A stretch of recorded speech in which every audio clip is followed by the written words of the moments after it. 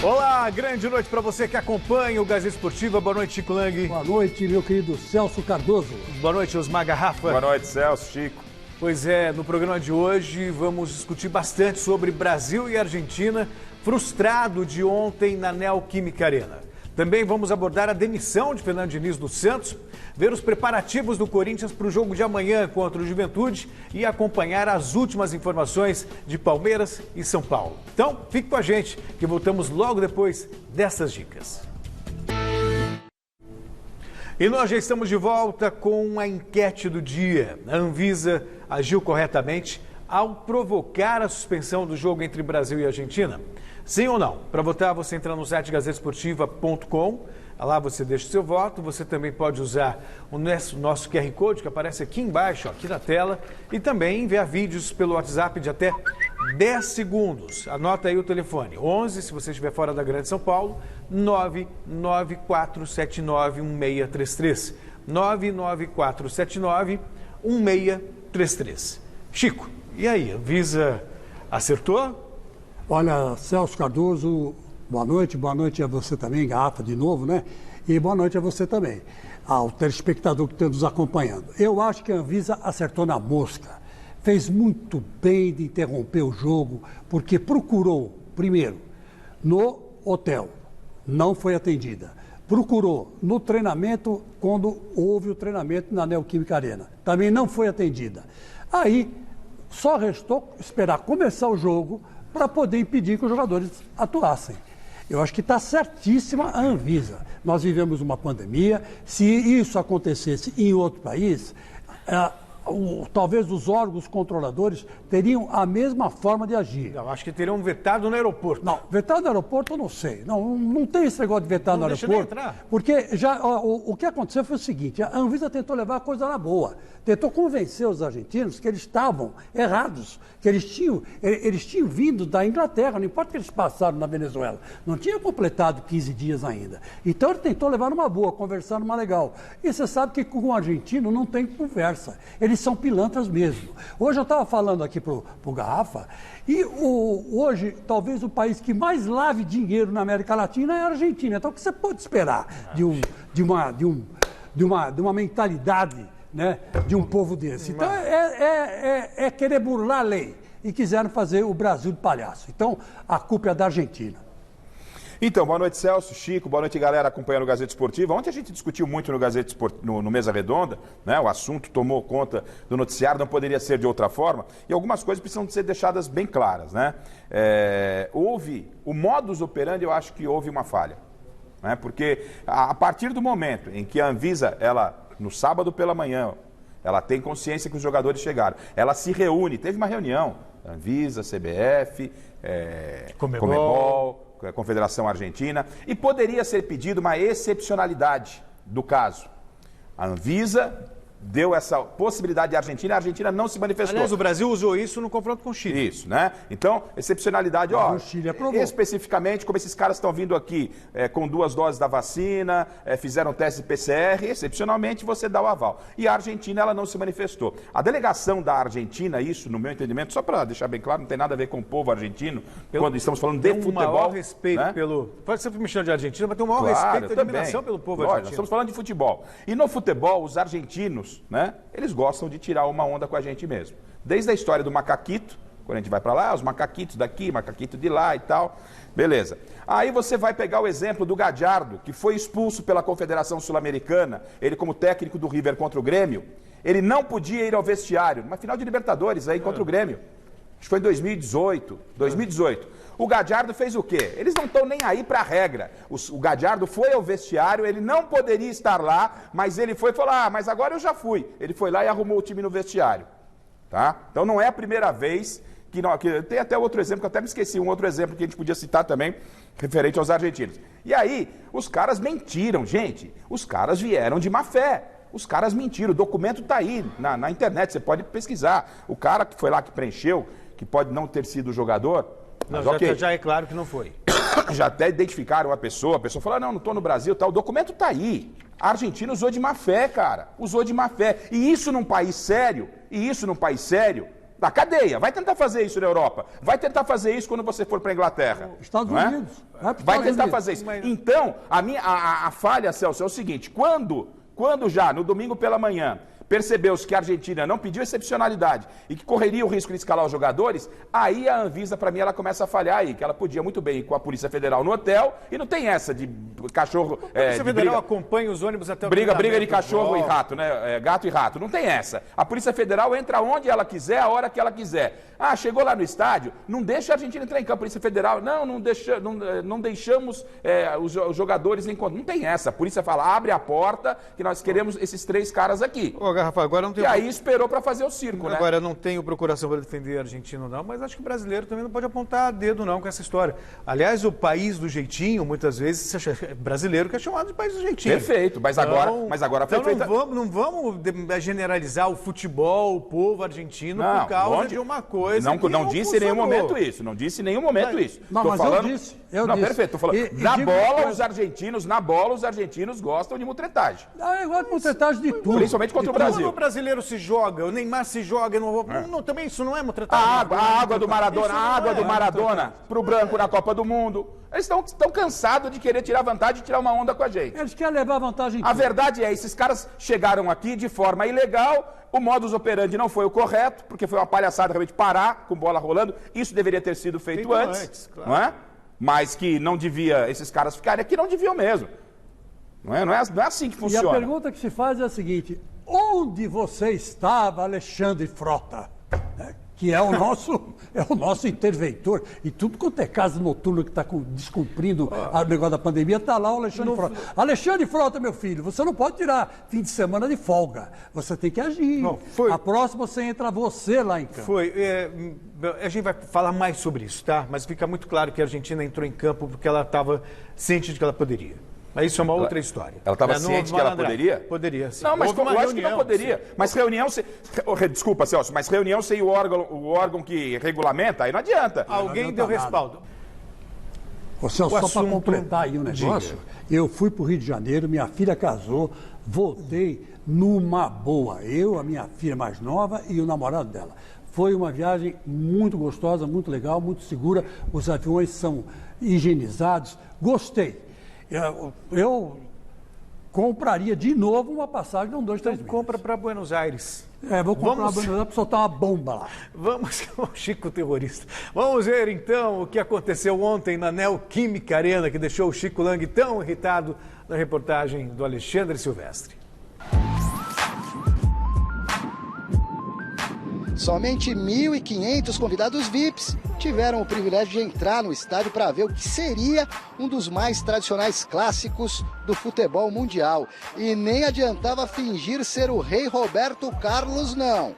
Quando eu estou aqui, eu vivo esse momento lindo, olhando para vocês e as mesmas emoções sentindo.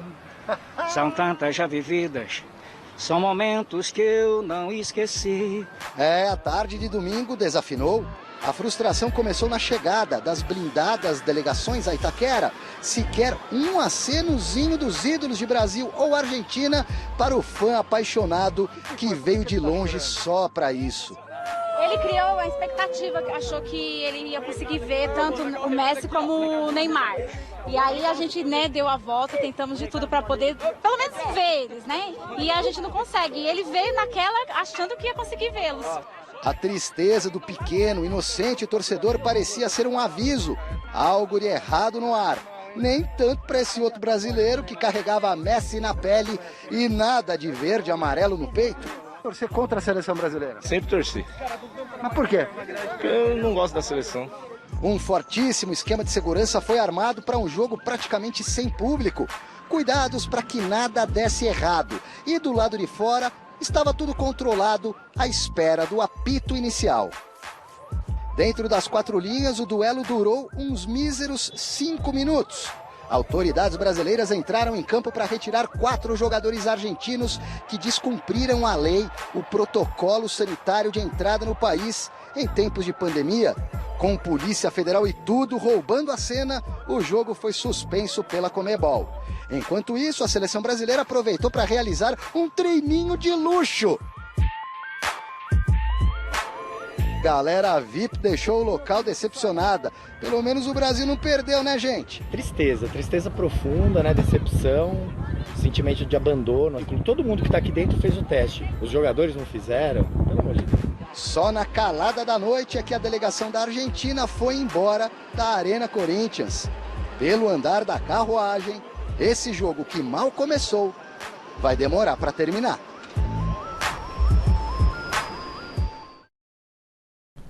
Bom, muito bem. E o Guilherme Camarda está na nossa redação, na nossa central de esportes, e tem mais informações sobre os desdobramentos desse episódio lamentável que acompanhamos ontem lá na Neoquímica Arena. Grande noite para você, meu querido Guilherme Camarda. Isso aí, Celso. Boa noite para você, pessoal de casa. Olha, eu fiz o seguinte, eu peguei a posição de cada entidade e fiz um resuminho aqui para o pessoal de casa entender e vocês do estúdio também. Bom, vamos lá. Primeiro a FIFA. A FIFA lamentou a situação, soltou uma nota bem superficial, falando que milhões não puderam desfrutar da partida e tal, e que agora que está com os documentos em mãos, vai saber o que fazer, vai decidir ainda. Então, deu uma nota meio que daqui a pouco a gente responde, né? A Conmebol falou que a decisão de suspender a partida foi do árbitro e que agora cabe à FIFA. Então, tirou um pouco o corpo fora. A CBF soltou uma nota agora há pouco, eu coloquei aqui para vocês. Primeiro, ela defendeu os protocolos, lamentou o ocorrido, só que ela se disse muito surpresa pela Anvisa ter entrado em campo, que poderia ter feito isso um pouco antes. Soltou uma nota agora há pouco também, dizendo que foi representada numa reunião no dia 2 de setembro pelo Dr. Roberto Nishimura, que os argentinos sabiam do erro deles, já sabia, e que a Anvisa também já sabia que os argentinos tinham sido notificados, certo? A AFA, né, que é a Associação de Futebol da Argentina, disse que não houve nenhuma mentira, que existe uma legislação para a data FIFA e que a Argentina cumpriu todos os protocolos. Isso é a AFA, né, falando. A súmula da partida foi direto para a FIFA. A Conmebol dessa vez não postou, normalmente ela coloca no site dela oficial, não colocou, foi direto para a FIFA, então a gente não sabe exatamente o que tem na súmula do juiz, certo? A Anvisa acusou um funcionário da AFA, Fernando Batista, de ter assinado os documentos falsos, né? E ele se defendeu hoje em uma entrevista na TNT, disse que não veio para o Brasil, não foi para a Venezuela, lamentou muito o ocorrido, disse que foi injustiçado e que ele meio que foi meio irônico falando que imagine quantos Fernandos Batistas não existem no Brasil, sendo meio que irônico nessa parte, né? A Anvisa, vamos falar um pouco da Anvisa. A Anvisa disse que tentou impedir antes da partida, porque foi muito contestado esse negócio de entrar no meio do jogo, 5 minutos para começar, 5 minutos de partida, entrar no campo e tal. Muita gente falou que queria aparecer, mas o que eles disseram? Que tentou impedir antes da partida, citou uma reunião no sábado, a mesma que a própria CBF falou, no hotel dos argentinos, que eles sabiam que não poderiam entrar em campo, que sabia da quarentena há muito tempo. Então, por enquanto, cada um tira o corpo, ninguém sabe quem é o culpado, a FIFA vai resolver o que vai acontecer, ninguém sabe se vai ser WO, se vai ganhar Brasil ou Argentina, então vai seguir aí, viu, Celso? Guilherme, é muito triste tudo isso, que mostra, perdão, a opinião de vocês, né? Claro, mas a minha, claro. É uma sucessão de erros. Assim, errou quem liberou, deveriam ser barrados no aeroporto se alguma coisa estava errada, sabe? Se é verdade que os jogadores adulteraram o relatório com informações falsas, a Polícia Federal tem força para ir lá, prender, deportar. Então, para mim, nada... Assim, a Anvisa tem que fazer cumprir a lei. A lei do país, ela não pode ser... Ela é maior do que qualquer outra lei do esporte. Que isso fique muito claro. Mas eles estavam aqui desde sexta-feira, treinaram no Parque São Jorge, treinaram no Centramento Corinthians, se deslocaram do hotel até o jogo, chegaram 1h30 da tarde na Arena Corinthians. Aí vai falar assim, que eles estavam com portas trancadas. Mas se eles Você acha que a erraram, Polícia Celso, Federal não tem força para... Só um parênteses, é isso que eu falei. Mas sabe, só um parênteses. esperar o jogo se eles começar erraram, me pareceu premeditado. O fato deles errarem, o Celso, o fato deles Infeliz. errarem o tempo de fazer com que a justiça fosse respeitada, né? Tudo bem, eles erraram ao Foi tempo, circenses. mas isso não impede Claro, de por que isso a que é justiça uma sucessão de erros. Mas perfeito. Mas fez cumprir a lei de maneira circense. Né? Perfeito. Aí eu estou de acordo com você. Mas que justiça precisa ser respeitada, precisa. Lembrei do outro episódio. Boca e Atlético Mineiro. O que o time do Boca fez no Mineirão foram de novo para a delegacia, velho. Os caras destruíram o Mineirão. Destruíram o Mineirão. Uma coisa com a outra, não, estamos falando de Rafa. futebol. Não, tem a ver, porque toda vez, volta e meia, a delegação argentina vai parar em delegacia aqui. Porque aqui os caras acham que nós vamos no Brasil e vamos fazer o que a gente quer. Quando os argentinos já sabem, Celso, eles foram notificados que eles estavam em uniforme regular, mesmo assim eles foram a gente sabe de campo. uma reunião na noite anterior com respaldo do CBF, de Comebol, de FIFA e até do governo brasileiro. Essa é a informação. Perfeito, mas quem determina é a Anvisa. O único... tudo bem. Então, Não adianta, eu não posso ir na sua casa porque o Chico deixou, a Michele, o Tim, todo mundo... não, vou na casa do Celso. Se você que é o dono da sua casa não permitir que eu não entre, eu não posso entrar. E aí o órgão regulador referente a esse específico caso é a Anvisa.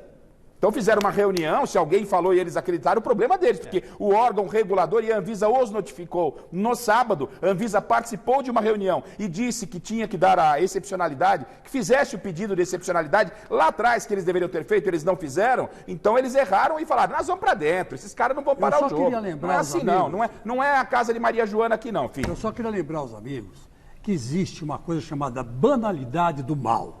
Isso aí não sou eu que inventei, quem escreveu isso foi Hannah Arendt, no julgamento de um dos homens encarregados de despachar os trens para Auschwitz, cheio de judeus e de outras nacionalidades, onde os caras seriam exterminados. Ele despachava os trens sem saber absolutamente o que tinha lá dentro. Então, foi um julgamento que durou anos, né? Que durou um certo tempo, ela cobriu isso para o Herald, acho que é Herald, não sei se foi de Chicago, me parece que Herald de Chicago, e isso virou um livro. Quem quiser pode comprar, Banalidade do Mal, Hannah Arendt. E ela coloca ali que o cara não tinha culpa, porque ele não sabia o que ele estava despachando, ele simplesmente era um burocrata. Ele assinava tudo que vinha, ele não estava nem aí o que tinha no conteúdo lá dentro. Você está se referindo então que o pessoal da Anvisa não tem culpa, está cumprindo a lei? O pessoal da Anvisa não tem culpa, e o cara da Argentina lá, que pegaram, que é o laranja, ele fez a mesma coisa. Ele foi lá e assinou. Ele nem sabia o que estava assinando. Passaram o documento para ele, ele assinou. E aí está dizendo, não, eu estou na Argentina, eu não fui na Venezuela, não fui no Brasil. Mas é tal negócio, a banalidade do mal. Isso aí é típico de burocracia. Burocracia que causa esse tipo de injustiça e esse tipo de confusão. De qualquer maneira, foi uma vergonha em todos os sentidos, sob todos os aspectos. Dos grandes paulistas, o Santos foi o único a entrar em campo neste final de semana pelo Campeonato Brasileiro. Mas muita gente preferia que o jogo contra o Cuiabá não tivesse acontecido. Cuiabá e Santos na Arena Pantanal. Logo no comecinho, o Jonathan Cafu, ex-Corinthians, abriu o placar para o time da casa, 1-0. O segundo tempo começou com o empate do Peixe.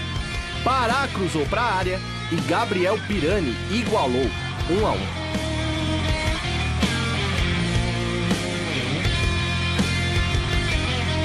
Mas aos 42 minutos, Cleison fez o lançamento e Elton cabeceou para o fundo das redes.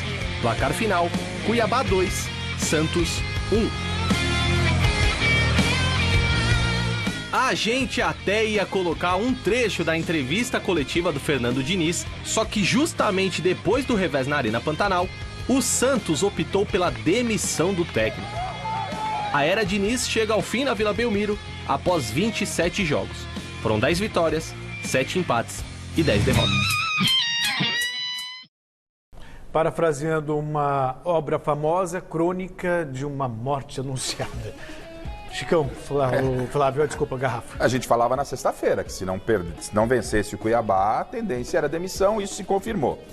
E ontem... Gabriel Garcia Marques. Isso aí, Gabriel Garcia Ontem a gente falava, e eu tenho essa opinião, penso que o Diniz tem que aproveitar esse momento dele e fazer uma reflexão daquilo que ele vem praticando, não é? Ele já teve passagens pelo Atlético Paranaense, Fluminense, Santos, São Paulo, e o Audax foi o que de melhor ele deixou, não é? Como vice-campeão paulista.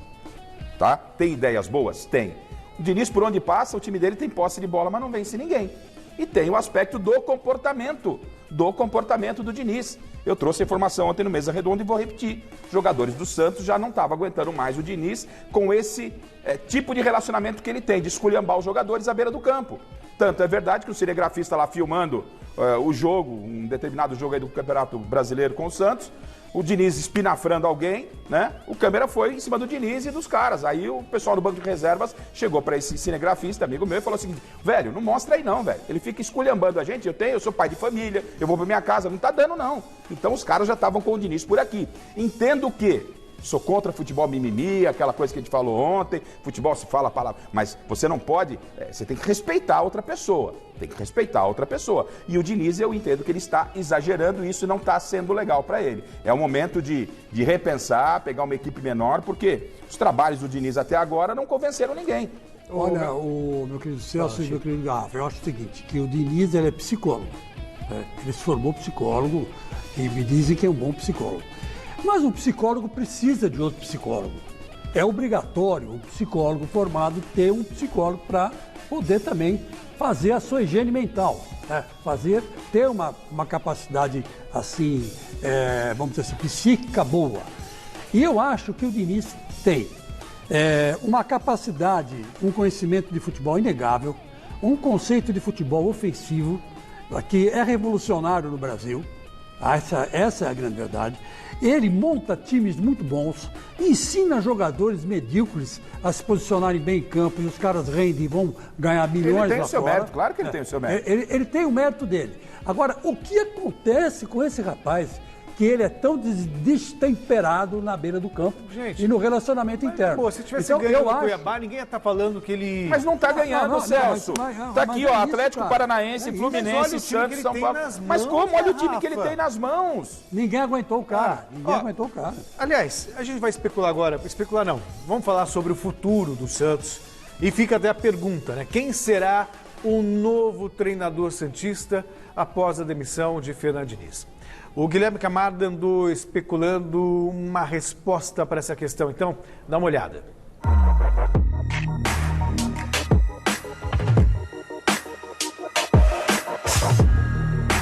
E Fernando Diniz já é passado para o Santos, para desespero de Flávio Prado. Olha o time do Santos, gente, pelo amor de Deus.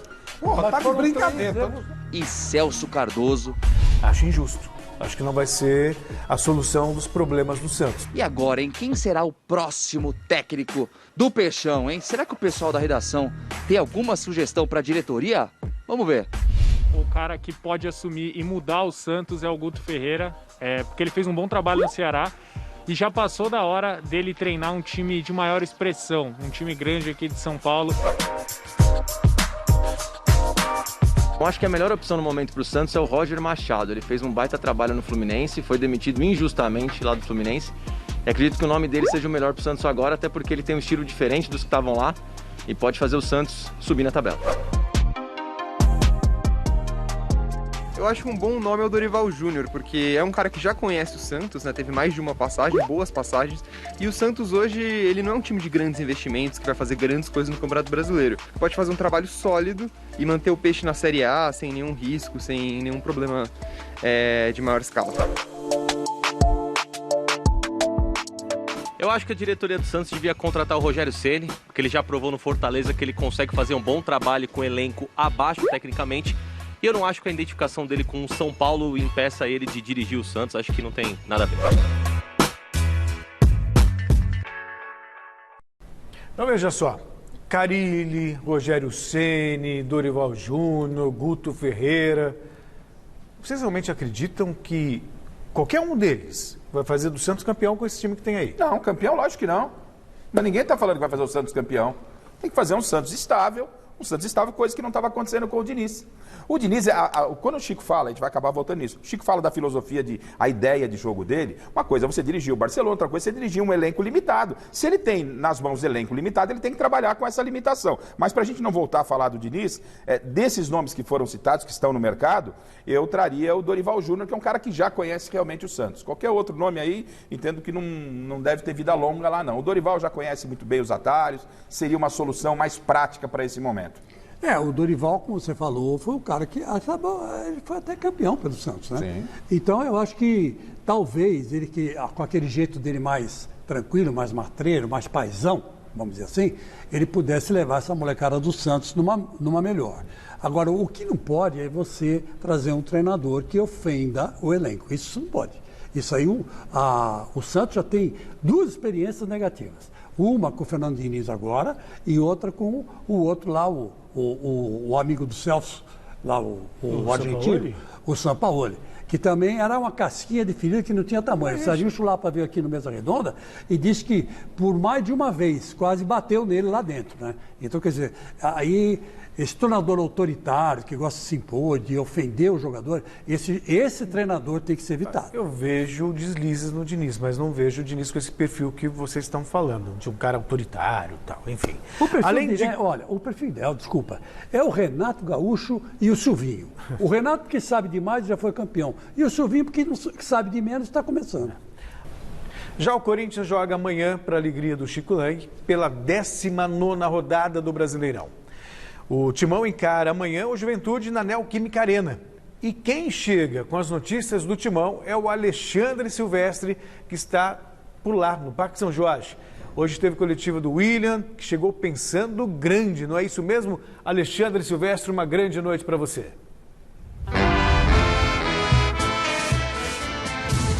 Para você também, Celso, Garrafa, Chicão.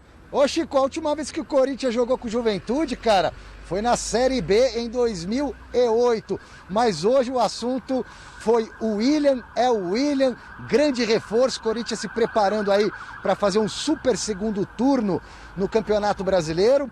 O William retorna ao Parque São Jorge após 14 anos, prometendo dar muitos frutos ainda ao Timão, apesar dos 33 anos de idade. O William acredita que ainda pode jogar em alto rendimento mais algumas temporadas e, quiçá, sonhar com mais uma Copa do Mundo. Ele já disputou 2 Copas do Mundo e, através do Corinthians, pode jogar mais uma. É o sonho do William. Aliás, uma resposta que ele deu na coletiva de hoje virtual ao nosso colega Thiago Salazar. Fala aí, William. Eu sempre tive esse objetivo de vestir a camisa da seleção. Sei que eu tive um ano difícil, temporada passada, não foi um ano bom para mim, mas nunca deixei de pensar e de sonhar novamente em vestir a camisa da seleção. Creio que eu estando bem, jogando bem aqui no Corinthians, cresce ainda mais as chances de eu poder voltar à seleção brasileira. Mas meu primeiro objetivo é o Corinthians, estar bem no Corinthians, estar vencendo jogos, estar jogando bem e, consequentemente, pensar nisso, né? Pensar em seleção. O William pode jogar em várias funções no meio de campo, diz que com ele não tem problema, na esquerda, mais centralizado, pela direita, beleza? Já eu volto para trazer mais uma declaração do William nessa coletiva de hoje e para dar uma arrematada no time do Corinthians que pega o Juventude amanhã na Neoquímica Arena. Tem novidade na relação do Silvinho para o jogo de amanhã, Chico, e não é uma só não, hein? Mais de uma. Tá certo então, Chicão, e aí? Olha, eu estava falando aqui para o Garrafa o seguinte, o William, ele é um cara que joga em qualquer posição. Qualquer posição que eu quero dizer assim, pela esquerda, né? Ele já jogou até de lateral esquerdo, lá nos times que ele passou, lá na Ucrânia, aqueles times lá. Ele também arma bem o meio campo, né? Ele também sabe jogar de segundo atacante. Enfim, ele tem. E ele também joga pela direita também, viu, Chico? Joga também pela direita, sabe cair bem pela direita, pode fazer lá um homem de marcação no meio campo, sabe marcar. Né? Não é um cara de fazer muita falta. Enfim, o William é muito útil. Agora, não esperem do William uma coisa, liderança dentro de campo. Ele não é um líder dentro de campo. Pelo contrário, ele é tipo o Neymar, assim. Ele é um grande jogador, ele está cheio de qualidades. O líder do Corinthians dentro de campo chama-se Renato Augusto. Esse vai ser o líder. Esse é o cara que vai ouvir o que o treinador está falando e vai tentar pôr em prática ou mudar a tática do treinador durante o jogo. Como fazia o Sócrates, como fazia o Reinaldo Fenômeno, como faziam todos os grandes jogadores, né, do passado. Então, a cabeça pensante do Corinthians é o Renato Augusto. Os outros são jogadores para complementar. Evidentemente que Com as coisas dando certo, outros líderes podem aparecer. Mas isso é uma o coisa que você tem que deixar aberto. Chico, o Cássio, por exemplo. O Cássio é um cara você tem que o Cássio, tem o respeito. Você tem o Fagner, você tem o Fábio Santos, você vai ter o Renato Augusto. Essa função não me parece que venha a ser necessária. O próprio Gabriel tem uma... Né? Não precisa quero dizer o seguinte... Você está coberto de razão. Deixa eu só explicar. O Willian não se preocupe com isso. Do meio campo para frente, não tinha quem pensasse o jogo. Okay. Agora com o Renato Augusto tem, é isso que eu quero dizer. O Cássio está lá atrás. Sim, é o cérebro do time, né? Vai ser o cérebro do time. O próprio Juliano é um jogador também que consegue pensar o jogo, tem essa visão de jogo. Ele já fez isso com pouco tempo de estreia. Liderança. Enfim, o Corinthians só tem a ganhar com o Ilha e me parece que o Silvinho está fazendo da forma acertada, sem precipitar a estreia do Willian. Você vai com o Roger Guedes e aos pouquinhos vem com o Willian. O Corinthians vai ficar numa boa aí com o Willian, não tem como não dar certo, né? Bom, e para alegria agora do Chico, a gente vai para a Academia do Futebol com José Paes. E vamos falar, claro, da preparação do Palmeiras para o duelo contra o Flamengo no próximo domingo. Vixe, vai pegar fogo, hein? Grande noite para você, meu querido José Paes.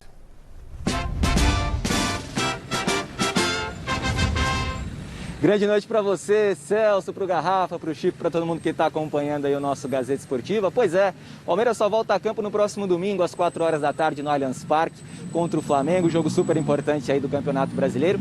Mas no último sábado, o Abel Ferreira resolveu usar lá o Allianz Parque, viu, Celso Cardoso? Promoveu um jogo lá entre o elenco do Palmeiras. Pegou o elenco do Palmeiras, dividiu em duas equipes, equipe branca, equipe verde, teve a arbitragem, foi tipo um jogo oficial mesmo, até pro melão rolar e eles poderem trabalhar um pouquinho, né, já que o Palmeiras só vai voltar a campo no próximo domingo, como a gente disse aqui. Então a equipe branca, ela venceu o jogo por 4-2 e os gols foram marcados aí pelo Kusevich, pelo Rony, pelo Daverson, pelo Patrick de Paula. Da equipe verde, quem marcou, Gustavo Scarpa e Luiz Adriano.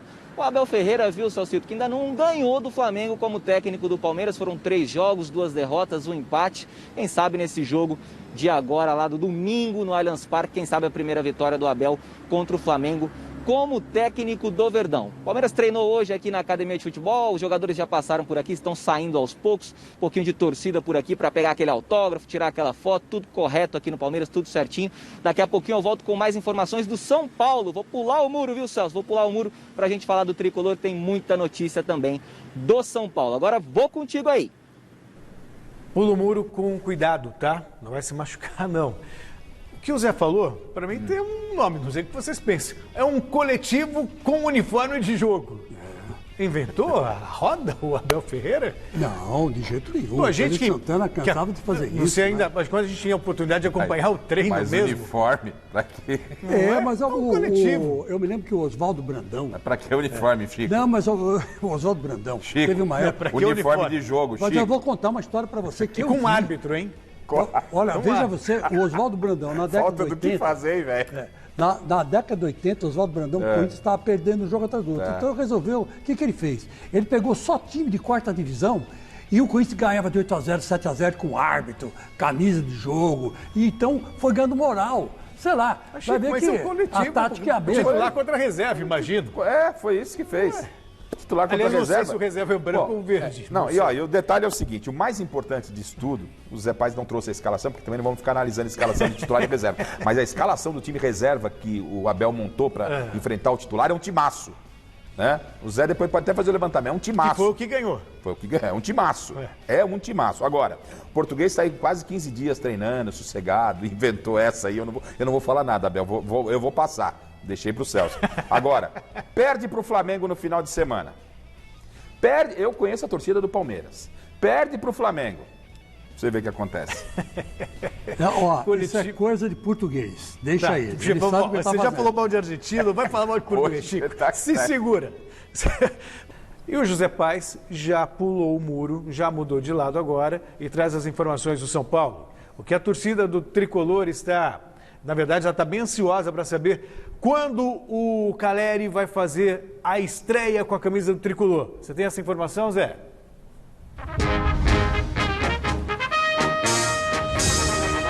Ainda precisa esperar um pouquinho para essa informação aí, viu, Celso? Mas olha só, o Caleri, no sábado, ele treinou aqui no CCT da Barra Funda, junto com outros 4 jogadores, com o Rigoni, com o Benítez, com o Marquinhos e com o Gabriel. Gabriel que, aliás, foi contratado recentemente também pelo São Paulo, volante uruguaio. O elenco folgou ontem, o elenco do São Paulo, e no sábado, nesse treino aí do Caleri, eles fizeram apenas a parte física, um trabalho físico, não teve nada de bola, nada de treino tático, porque o elenco estava de folga também. Então só esses 5 jogadores que pingaram aqui no CCT da Barra Funda. O Caleri, ele vai ser apresentado na próxima quarta-feira, viu, Celso? Depois de amanhã vai receber a camisa 30 do São Paulo, mas ainda não tem uma previsão para a estreia dele, nem para a estreia do Gabriel Neves. Precisa regularizar eles. São Paulo precisa regularizar esses 2 atletas aí lá no BID, no Boletim Informativo Diário da CBF, para que eles tenham condição de jogo. São Paulo volta a campo no domingo contra o Fluminense às 8h30 lá no Maracanã, jogo válido aí pelo Campeonato Brasileiro, mas a gente precisa aguardar para saber se o Caleri vai estar ali no banco, vai participar, não vai.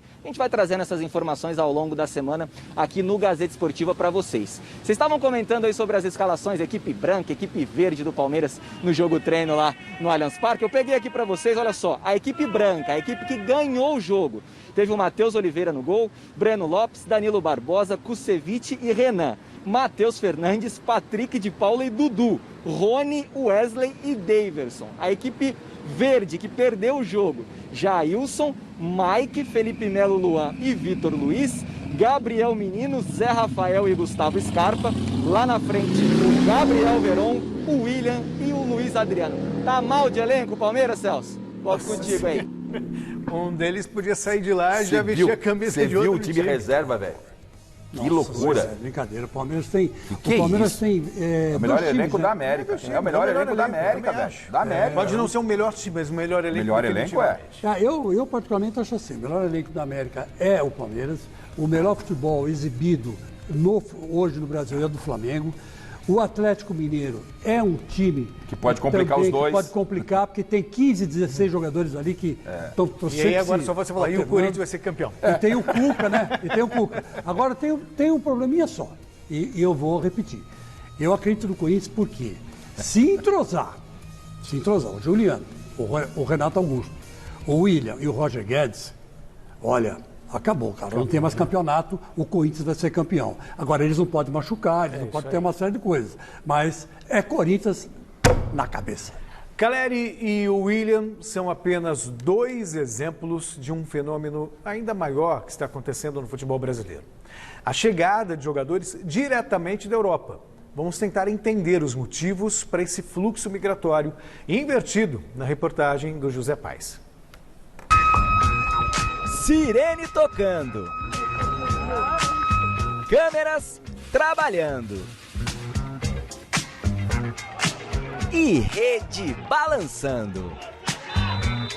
Mesmo num momento assim de supostas vacas magras, de pandemia, de seca financeira, nomes como Diego Costa, Andréas Pereira, Kennedy, Caleri, Jorge e Douglas Costa escolheram trocar a Europa por esta terra de samba e de pandeiro chamada Brasil. E aí, claro, óbvio, que vem o questionamento. Mas por que será que esses caras preferiram jogar aqui no nosso país do que continuar lá no exterior? Boa pergunta. Brasileiros, apesar da pandemia e das dificuldades enfrentadas, os números mostram que eles nunca tiveram tanta receita. Alguns aumentam a dívida em volume maior do que a receita, mas as receitas de televisão, patrocínio, nunca foram tão grandes para o futebol brasileiro. Então, isso possibilita você acomodar mais contratos, mais jogadores na sua folha de pagamento e não só aqueles em final de carreira como acontecia no passado. A gente tem hoje, no Brasil, uma lista de pelo menos 15 atletas ganhando mais de R$1 milhão por mês. São vários os atletas com salários superiores a R$1 milhão. Então hoje não é tão pouco competitivo como em outros tempos ir jogar no futebol brasileiro. Aqui no Corinthians, nomes importantes como Juliano, Renato Augusto, Roger Guedes e William foram contratados pelo clube justamente agora, no meio do ano. O William, aliás, chegou a dizer que algumas outras equipes tentaram atravessar o negócio dele com o Timão. Um fato que precisa ser analisado com muita cautela, segundo o jornalista Jorge Nicola. Eu acho que o William volta ao Brasil porque as propostas que apareceram do futebol europeu eram certamente de segundo, de terceiro, de quarto escalão. Entre ir para a Turquia, entre ir para um time médio ou pequeno do futebol espanhol, ele preferiu voltar para o Corinthians, até porque é corintiano, até porque vai ter um salário bastante bacana e também porque vai ter a oportunidade de estar num time que parece estar sendo montado para tentar fazer barulho ou bastante barulho no futebol brasileiro. Em muitas operações, esse agente buscando um objetivo esportivo entende ser melhor trazer o seu cliente, o seu jogador, né, o jogador por ele representado, para o Brasil, do que se manter num clube europeu sem espaço naquela temporada. O principal jogador do estrelado Flamengo é um exemplo disso que o Cristiano acabou de citar. Quando escolheu o Mengão, o Gabigol já estava mirando ali de rabo de olho uma outra situação. O Gabigol só continua no Flamengo porque não pintaram propostas para que ele pudesse sair. Se pintar um clube de médio para grande porte, disposto a pagar uma grana próxima dos 30 milhões de euros, entre 20 e 30 milhões de euros, eu acho que pode ser negócio. Mas até agora não pintou nada. São muitos os porquês para esses cracaços estarem aqui no nosso país. Bom pra gente, já que motivo para comemoração não vai faltar. E você agora acompanha os recados pelo WhatsApp. Pode rodar. Boa noite, Celso e os amigos do Gazeta Esportiva. Aqui é o Everton Rap do Jardim Peri. A Anvisa agiu corretamente, as regras devem ser cumpridas. Boa noite a todos. Boa noite, pessoal do Gazeta Esportiva. Olha, eu acho que a Anvisa fez bem sim em intervir no jogo, porque os caras vieram irregular pra cá, né? Vamos dar nosso boa noite. Boa noite, Celso. A Avisa fez certo.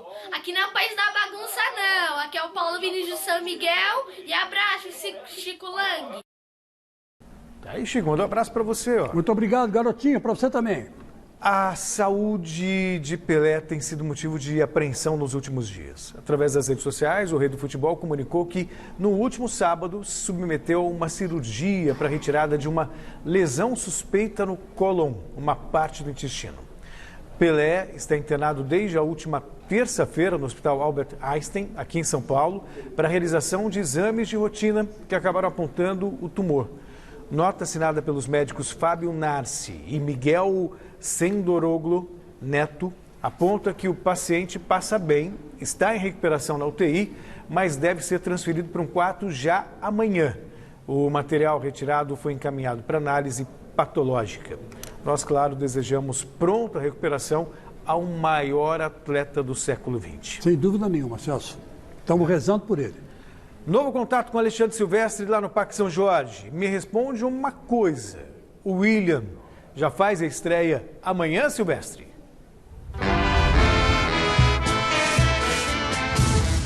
Não. Ainda não, Celso, ainda não. Mas tem novidade na lista de relacionados do Corinthians para o jogo de amanhã contra o Juventude. Duas importantes novidades. O Fagner, lateral direito, peça-chave do time do Corinthians há muito tempo, recuperado de uma lesão na panturrilha, na batata da perna. Esse aí deve ser titular. E o Roger Guedes está na relação, está concentrado. O Roger Guedes não aguenta 90 minutos. Aí é com o Silvinho se vai colocar o Roger Guedes logo no começo do jogo ou se no decorrer da partida. Já o William, por enquanto não. Vamos ouvir do próprio William as explicações, porque ainda não dá para ele jogar. Não vou para o jogo de amanhã, ainda estou num processo de treinamento. Eu vinha treinando separado, né, no Arsenal, separado do grupo. Então preciso ainda de mais uns dias para poder chegar numa melhor forma física. E espero que no próximo final de semana eu esteja bem para poder entrar em campo novamente. E agora é dar continuidade nos treinamentos, procurar treinar forte, treinar bem. E o ritmo de jogo a gente consegue, né, durante os jogos, entrando, atuando desde o início. Acho que espero que eu possa ganhar a minha melhor forma o mais rápido possível. Não joga amanhã, mas talvez, como ele mesmo disse, entre no time no domingo contra o Atlético Goianiense, fora de casa pelo Campeonato Brasileiro, gente. Beijo. Valeu, outro para você, Silvestre. Boa volta. Bom, o Roger Guedes vai entrar no segundo tempo, né? Na minha cabeça é isso, né?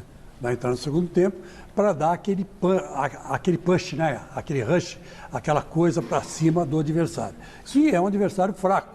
Eu acho que quando ele entrar em campo já o resultado vai estar definido. Mas futebol é uma caixinha de surpresa, né? Como diria o avô do Garrafa. Então a gente tem que respeitar. Ele já resgatou seu avô, seu avô. O Silvinho, ele é discípulo da escola do Tite. Essa história de merecimento e tal. Então, o importante nessa história não é se vai começar jogando ou não, é que ele tem em mãos o que ele não tinha. Material humano. Se vai começar no banco, no outro jogo vai aparecer como titular, o Willian segura um pouquinho, o Corinthians deu uma respirada, pode fazer 6 pontos essa semana. O pior já passou. Resultado da enquete. A Anvisa agiu corretamente ao provocar a suspensão do jogo entre Brasil e Argentina e a maioria respondeu que sim, com 82% dos votos. Nós ficamos por aqui. Obrigado, Chico. Obrigado Garrafa. Celso, parabéns. E fica agora com o Jornal da Gazeta. A gente volta amanhã. Tchau.